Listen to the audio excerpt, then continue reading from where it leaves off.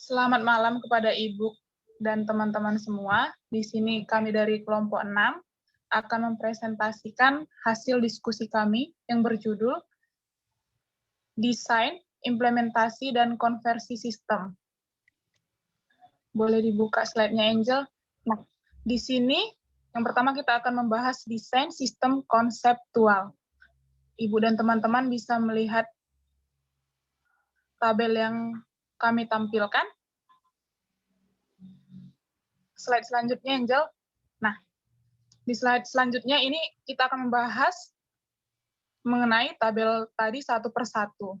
Yang pertama yaitu mengevaluasi alternatif desain. Standar-standar berikut haruslah digunakan untuk mengevaluasi alternatif desain.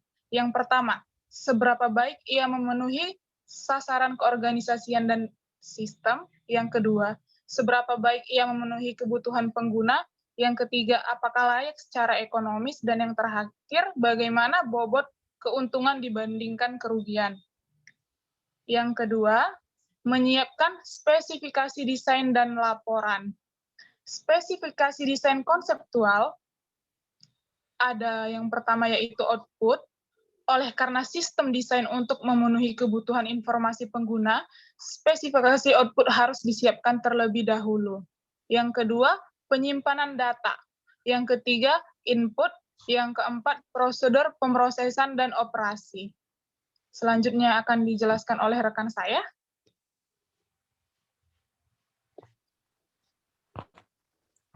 Baik, di sini saya akan melanjutkan materi mengenai desain sistem fisik. Selama desain fisik, persyaratan desain konseptual SIA yang luas dan berorientasi pengguna dijelaskan ke dalam spesifikasi mendetail yang digunakan untuk coding dan menguji program komputer.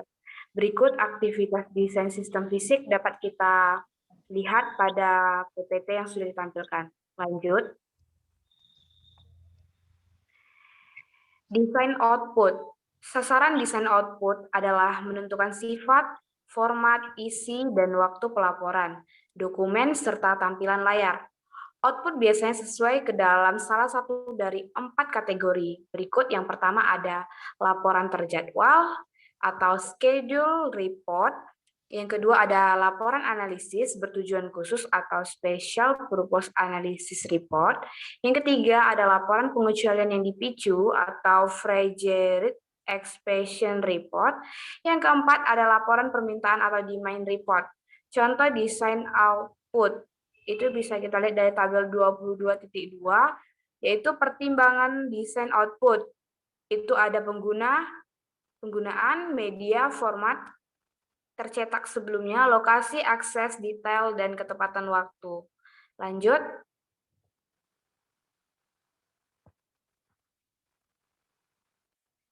Desain file dan database. Untuk desain file dan database itu kita bisa lihat dari tabel 22.3 yaitu pertimbangan desain file dan database. Ada media, modus pemrosesan, pemeliharaan, ukuran, dan tingkat aktivitas. Materi selanjutnya akan disampaikan oleh rekan saya, Angela. Baiklah, mengenai desain input. Desain input itu adalah pertimbangan desain input, termasuk jenis data apa yang akan menjadi input dan metode input optimal. Berikut pertimbangan desain input ada media, sumber, format, jenis, volume, personel, frekuensi, biaya, dan yang terakhir deteksi dan perbaikan kesalahan. Untuk pengertiannya sendiri di PPT sudah ditampilkan.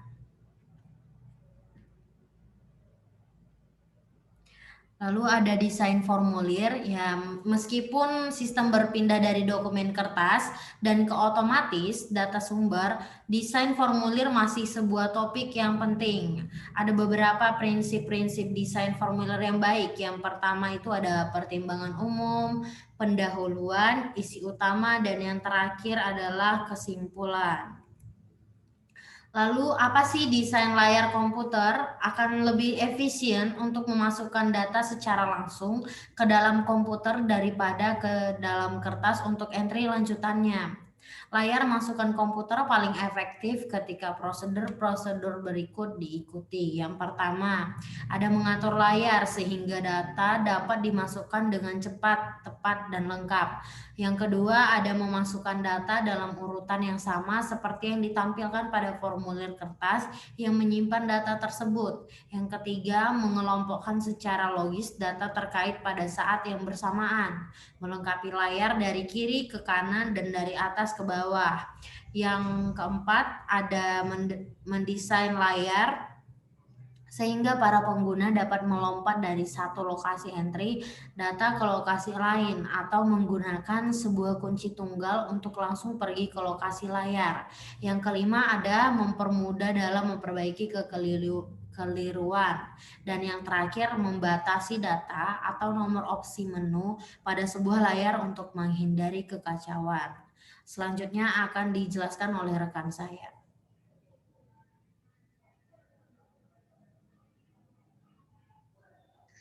Selanjutnya yaitu desain program. Untuk mendesain suatu program memerlukan 8 langkah sebagai berikut. Yang pertama, menentukan kebutuhan pengguna. Yang kedua, membuat dan mendokumentasikan sebuah rencana pengembangan. Yang ketiga, membuat instruksi-instruksi program seperti pemrograman terstruktur. Yang keempat, menguji program seperti debugging. Yang kelima, mendokumentasikan program. Yang keenam, melatih para pengguna program. Yang ketujuh, memasang sistem. Yang kedelapan, menggunakan dan memodifikasi sistem seperti pemeliharaan program atau program maintenance. Selanjutnya yaitu desain prosedur dan pengendalian. Laporan desain sistem fisik yaitu merangkum apa yang dicapai dalam desain fisik. Digunakan untuk menentukan apakah iya atau tidak untuk memproses fase implementasi. Berikut pertimbangan desain pengendalian. Yang itu ada validitas, otorisasi, ketepatan, keamanan, pengendalian numerik, ketersediaan, kemampuan pemeliharaan, integritas, dan jejak audit. Selanjutnya akan disampaikan oleh Febrian Valenza. Baik, di sini saya akan melanjutkan presentasi dari Helmalia, yaitu mengenai implementasi sistem.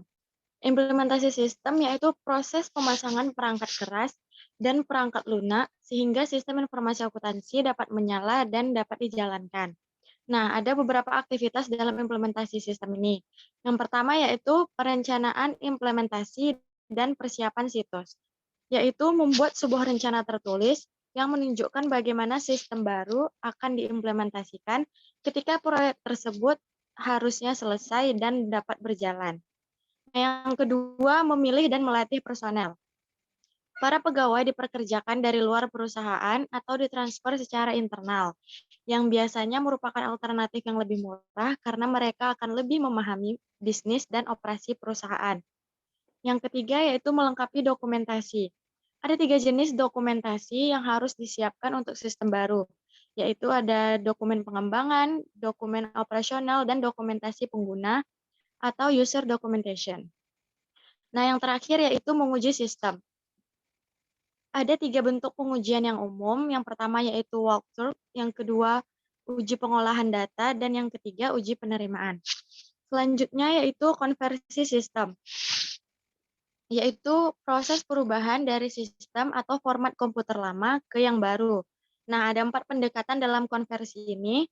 Yang pertama yaitu konversi langsung atau direct conversion, yaitu perubahan dari sebuah sistem lama ke sistem baru dengan menghentikan dulu yang lama ketika yang baru akan diperkenalkan.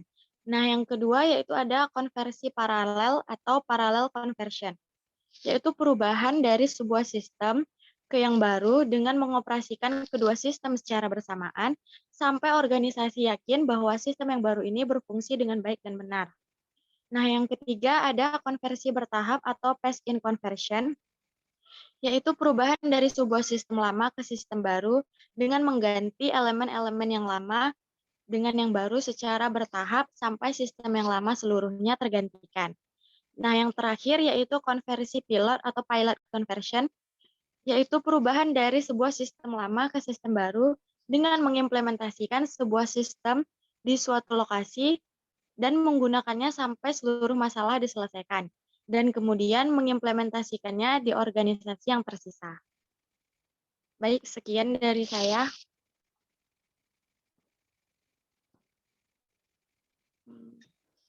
Baik, kepada Ibu dan teman-teman, sekian dari presentasi kelompok 6.